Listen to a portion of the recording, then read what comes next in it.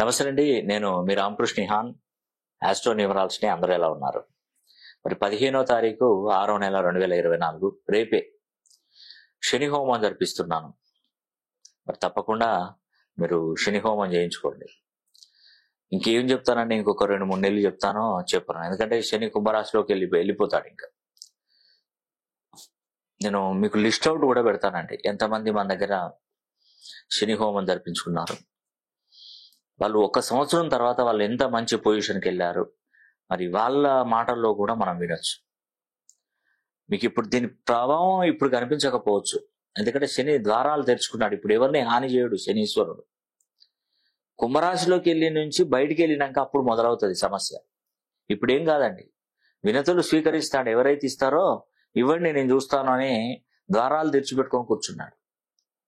అది కంప్లీట్ అయ్యి అది క్లోజ్ అయిన తర్వాత అప్పటి నుండి తెలుస్తుందండి దాని ప్రభావం ఏంటనేది. అప్పుడు శని హోమం జరిపించుకున్నటువంటి వారికి, శని హోమం జరిపించుకునే వారికి తేడా అనేది మనం గమనించవచ్చు.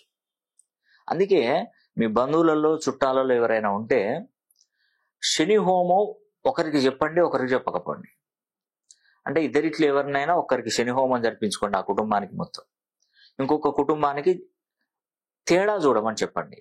ఇంట్లో కుంభరాశి వారు కానీ, మకర రాశి వారు కానీ, మీనరాశి వారు కానీ, వృశ్చిక రాశి వారు కానీ, కర్కాటక రాశి వారు కానీ ఎవరున్నా కూడా ఈ కుటుంబంలో సేమ్ అలాగే ఎవరైనా ఒకరున్నా, ఈ కుటుంబంలో ఒకరున్నా ఒక కుటుంబానికి చెప్పి ఆ ఫ్యామిలీ మొత్తానికి కరెక్షన్ అదే శని హోమం జరిపించుకోమని చెప్పండి. ఇంకో కుటుంబాన్ని చూడమని చెప్పండి, అబ్జర్వ్ చేయమని చెప్పండి. ఆ తర్వాత వీళ్ళు ఎంత నష్టపోయారు, వాళ్ళు ఎంత అభివృద్ధిలోకి వచ్చారనేది కూడా మీరు తెలుసుకుంటారు.